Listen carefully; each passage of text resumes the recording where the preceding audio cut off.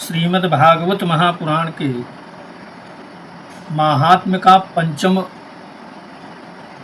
अध्याय का मूल पाठ है। इस पाठ को करने से कहते हैं कि सूत जी बता रहे थे शौनक जी से कि उन्होंने बताया कि पिता के वन चले जाने पर एक दिन धुंधुकारी ने अपनी माता को बहुत पीटा और कहा, धन कहाँ रखा है? जो पिताजी ने तुमको धन दिया है उस धन को कहाँ रखे हैं? धन बताओ, नहीं तो अभी जलती हुई लुआठी से तुम्हारी खबर लेता हूँ। उसकी इस धमकी से डर करके और पुत्र के उपद्रवों से दुखी होकर के वह माता धुंधली रात्रि के समय कुएं में जाकर के जागिरती हैं। इसी से उसकी मृत्यु हो गई। योगनिष्ठ गोकर्ण जी तीर्थ यात्रा के लिए निकल गई। उन्हें इन घटनाओं से कोई सुख या दुख नहीं होता था, क्योंकि उनका न कोई मित्र था और न ही कोई शत्रु था। तो इस अध्याय में केवल धुंधुकारी को प्रेत योनि कैसे प्राप्त हुई और प्रेतत्व से मुक्ति, इन्हीं सभी श्लोकों का पाठ 5वें अध्याय में बताते हैं। तो कहते हैं कि धुंधुकारी 5 वेश्याओं के साथ घर में रहने लगा। उनके लिए उपभोग की सारी सामग्रियों को एकत्रित करता था। बुद्धि नष्ट कर दी और वह नाना प्रकार के अत्यंत क्रूर कर्म करने लगा। एक दिन की बात है, उससे बहुत से गहने मांगे गए। कौन मांगा? उन वेश्याओं ने मांगा जिन वेश्याओं को वह अपने घर में रखा था। मौत की उसे कभी याद नहीं आती थी, बस उन्हें जुटाने के लिए वह घर से निकल पड़ा। चूंकि वह जहां तहां से बहुत सा धन चुरा करके लाया, सुंदर वस्त्र या आभूषण, चूंकि थे तो चोरी के ही। बहुवित्तचयं दृष्टा रात्रौ नार्यो व्यचारयन् चौर्यं करोत्यसौ नित्य मतो राजा गृहीष्यति। इतना सारा एकत्रित सामान को देख करके रात्रि के समय स्त्रियों ने विचार किया, यह नित्य ही चोरी करता है, इसलिए इसे किसी दिन अवश्य राजा पकड़ लेगा और जब राजा यह सारा धन छीनकर इसे तो निश्चय ही प्राणदंड दे देगा। अब एक दिन इसे मरना ही है, तो तब हम इस धन की रक्षा के लिए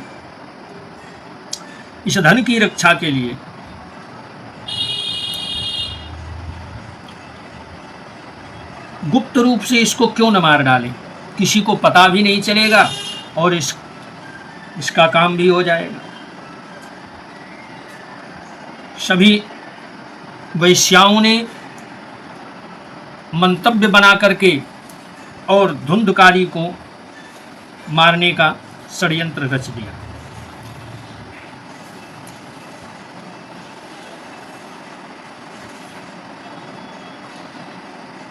एक दिन जब उन्होंने सोए हुए धुंधुकारी को, जब धुंधुकारी सो गया तो धुंधुकारी को रस्सियों से कस दिया और उसके गले में फांसी लगा करके उसे मारने का प्रयत्न किया। इससे जब वह जल्दी न मरा तो उन्हें बड़ी चिंता हुई। तब उन्होंने उसके मुख पर दहकते हुए अंगारे ले आकर के डाल दिए। इससे वह अग्नि की लपटों से बहुत छटपटा करके अपने प्राणों को त्याग देता है।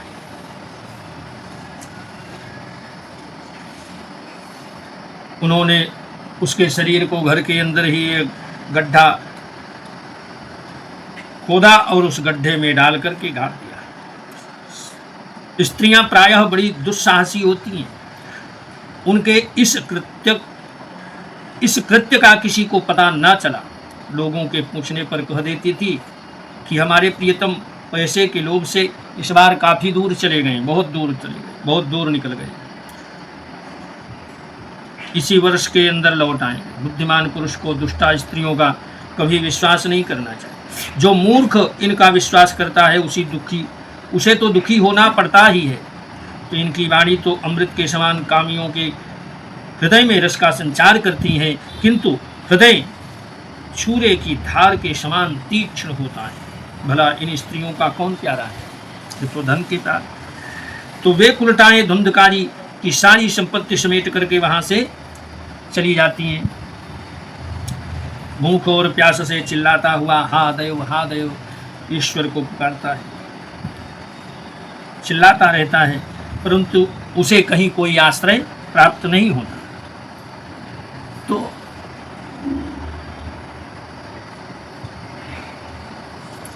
और धुंधकारी के मरने का समाचार उधर गोकर्ण जी को मिला। लोगों के मुख से सुनने, तब उसे अनाथ समझ करके उन्होंने उसका गया जी में श्राद्ध किया, और भी जहाँ जहाँ वे जाते थे उसका श्राद्ध अवश्य करते थे। इस प्रकार घूमते घूमते गोकर्ण जी अपने नगर में भी आए। अपने नगर में आए और रात्रि के समय दूसरों की दृष्टि से बचकर सीधे अपने घर के आंगन में सोने के लिए पहुंचे। वहां अपने भाई को सोया देख करके आधी रात के समय धुंधकारी ने अपना बड़ा विकट रूप दिखाया। वह कभी भेड़ा बन जाता, कभी हाथी बन जाता, कभी भैंसा बन जाता, कभी इंद्र बन जाता, अनेक प्रकार के रूप धारण करता। अंत में मनुष्य के आकार में प्रकट हुआ। उसकी ये विपरीत अवस्थाएं देख करके गोकर्ण जी ने यह निश्चय कर लिया कोई दुर्गति को प्राप्त हुआ जीव है। तब उन्होंने उसे धैर्य पूर्वक पूछा। अब पूछने पर वो बोल तो सकता नहीं, क्यों नहीं बोल सकता? तुम कौन हो? गोकर्ण जी ने पूछा। रात्रि के समय ऐसे भयानक रूप क्यों दिखा रहा है? तेरी यह दशा कैसे हुई? बताओ, तू प्रेत है, पिशाच है, अथवा कोई राक्षस है? सूत जी ने बड़े ही सुंदर शब्दों में बताया कि गोकर्ण के इस प्रकार पूछने पर बार बार जोर जोर से रोने लगा। उसमें बोलने की शक्ति नहीं थी, संकेत मात्र करता था।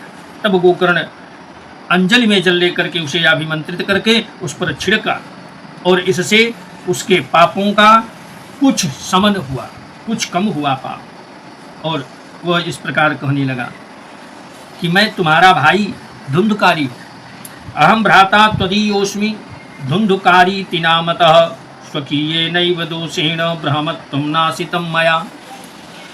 अहम भ्राता त्वदीयोऽस्मि धुंधुकारीति नामतः स्वकीयेनैव दोषेण ब्रह्मत्वं नाशितं मया। मैं तुम्हारा भाई धुंधुकारी हूँ और अपने ही कर्मों के द्वारा अपने ब्राह्मणत्व को मैंने नष्ट कर दिया, जिसके कारण मैं यह दुख भोग रहा हूँ। मेरे कुकर्मों की कोई गणना नहीं है, इसलिए मैं तो महान अज्ञान के चक्कर काट रहा हूँ। इसी से मैंने लोगों की बड़ी हिंसा की। अंत में कुलटा स्त्रियों ने मुझे तड़पा तड़पा करके मार डाला। तो इस 5वें अध्याय में धुंधुकारी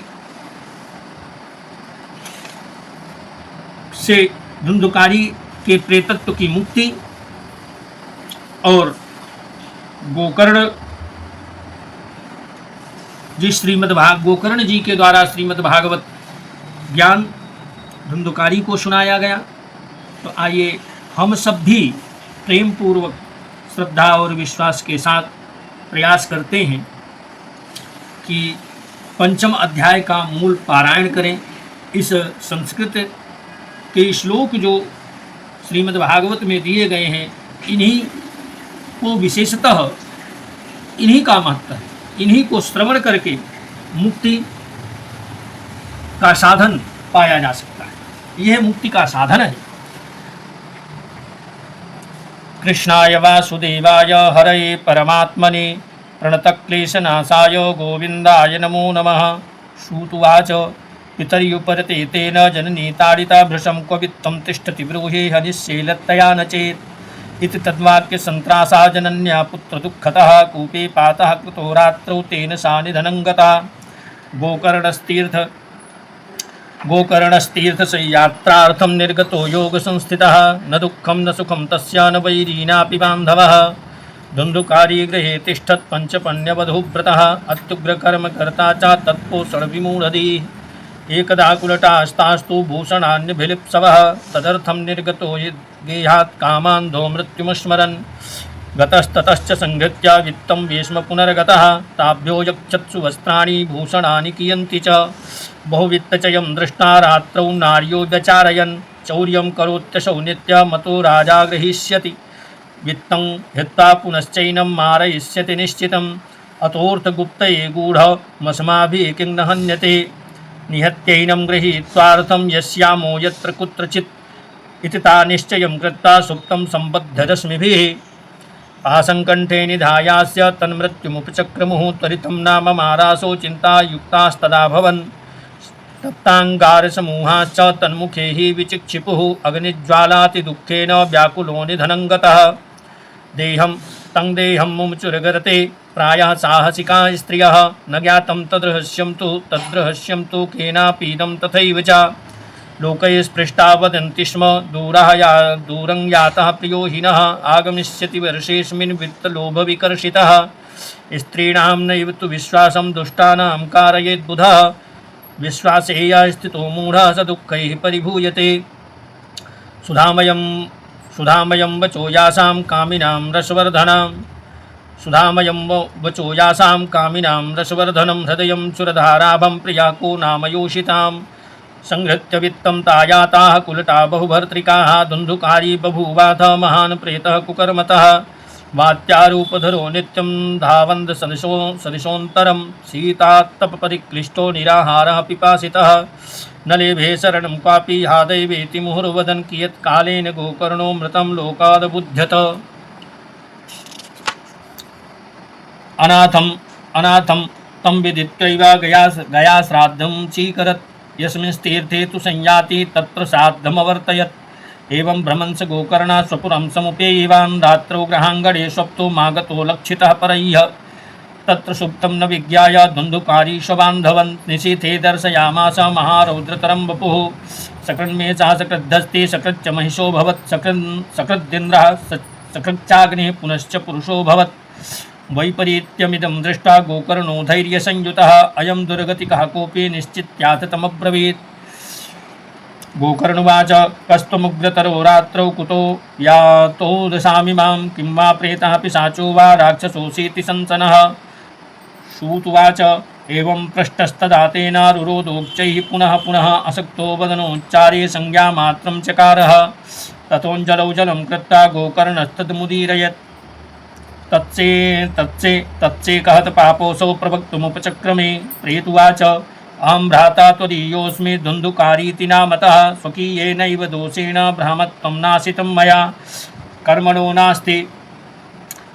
नास्ति संख्यामि महाज्ञाने विवर्तिनः लोकानां हिंसकः सोऽहं स्त्रीभिर्दुःखेन मारितः। अतः प्रेतत्वमापन्नो दुर्दशां चावहाम्यहं वाताहारेण जीवामि दैवाधीनफलोदयात्। अहो बन्धो कृपासिन्धो भ्रातर्मामाशु मोचय। गोकर्णो वचनं श्रुत्वा मम तस्मै वाक्यमथाब्रवीत्।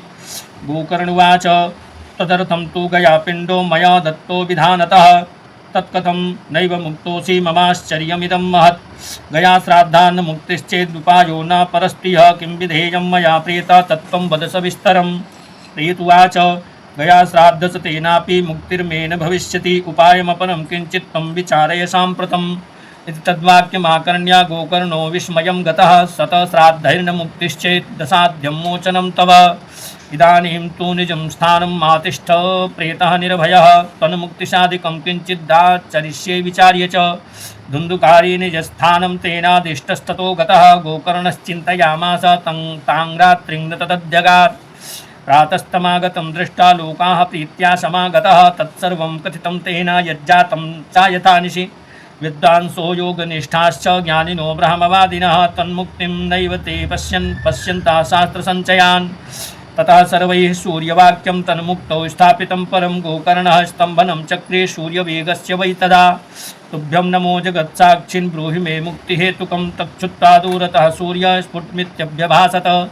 श्रीमद्भागवतान्मुक्तेः सप्ताहं वाचनं कुरु इति सूर्यवचः सर्वैर्धर्मरूपं तु विस्तृतम्। सर्वे ब्रुवन् प्रयत्नेन कर्तव्यं सुकरं त्विदं गोकर्णो निश्चयं कृत्वा वाचनार्थं प्रवर्तितः। तत्र संश्रवणार्थाय देशाग्रामज्जना ययुः पग्वन्धवृद्धमन्दाश्च तेऽपि पापक्षयाय वै।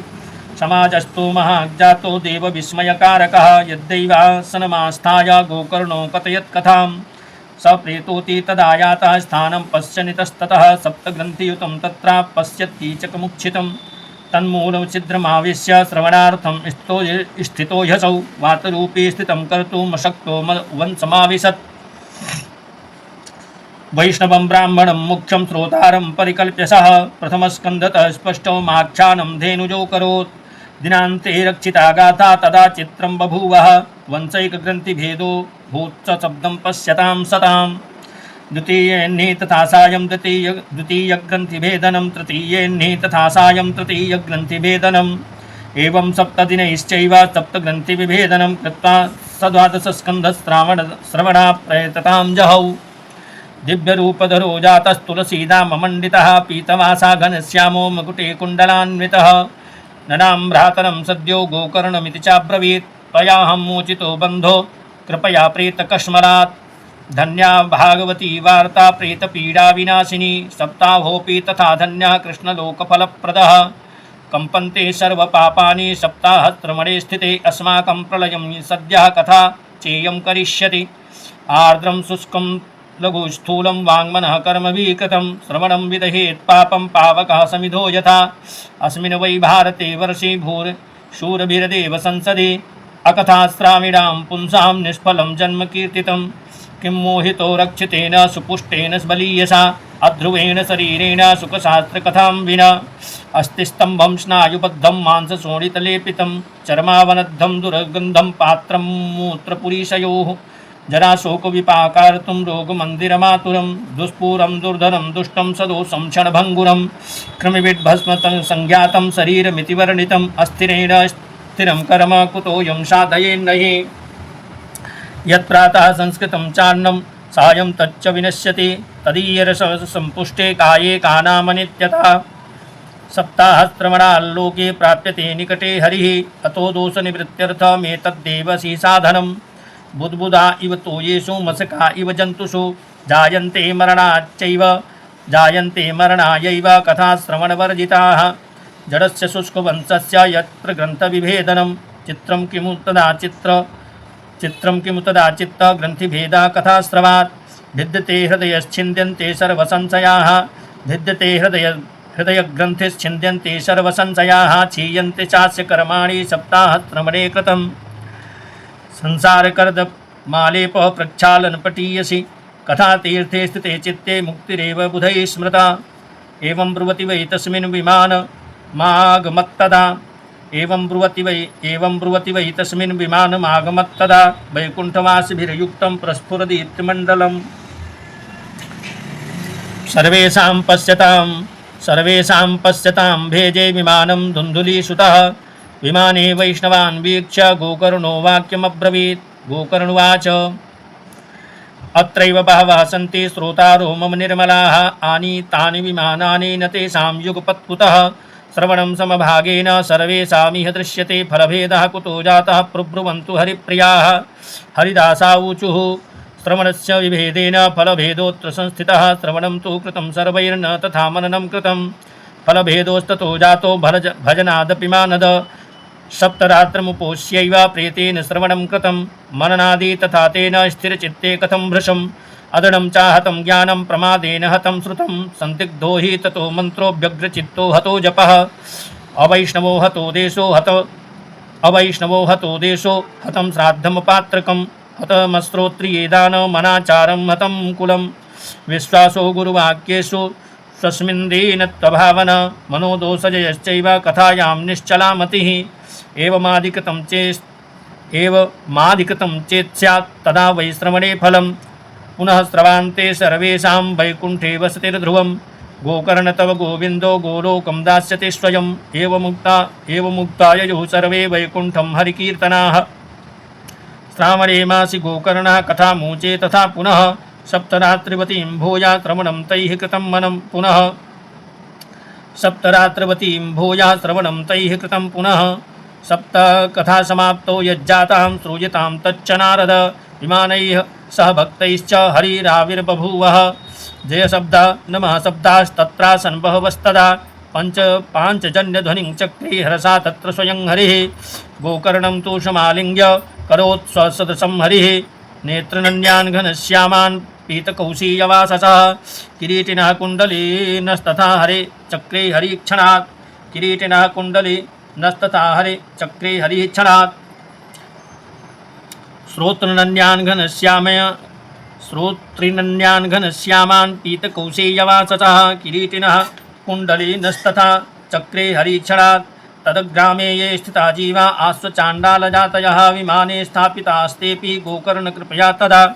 प्रेषिता हरिलोके ते यत्र गच्छन्ति योगिनः। गोकर्णेन स गोपालो गोलोकं गोपवल्लभम्। कथाश्रवणतः प्रीतो निरयौ भक्तवत्सलः। अयोध्यावासिनः पूर्वं यथा रामेण संगताः तथा कृष्णेन ते नीता गोलोकं योगिदुर्लभम्। यत्र सूर्यस्य सोमस्य सिद्धानां नागतिः कदा। तं लोकं हि गतास्ते तु श्रीमद्भागवताश्रवात्। ब्रूमोऽत्र ते किं फलवृन्दमुज्ज्वलं। सप्ताहयज्ञेन कथासु सञ्चितं कर्णेन गोकर्णकथाक्षरो यैः पीतश्च ते गर्भगता न भूयः।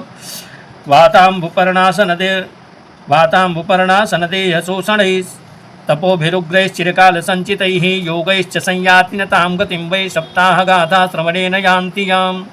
इतिहासमिमं पुण्यं शाण्डिल्योऽपि मुनीश्वरः पठते चित्रकूटस्थो ब्रह्मानन्दपरिप्लुतः। आख्यानमे तत्परमं पवित्रं श्रुतं सकृद्वै विदहेद गौघं। श्राद्धे प्रयुक्तं पितृतप्तिमावहे नित्यं सुपाठाद पुनर्भवं च। कृष्णाय वासुदेवाय हरये परमात्मने प्रणतक्लेशनाशाय गोविन्दाय नमो नमः।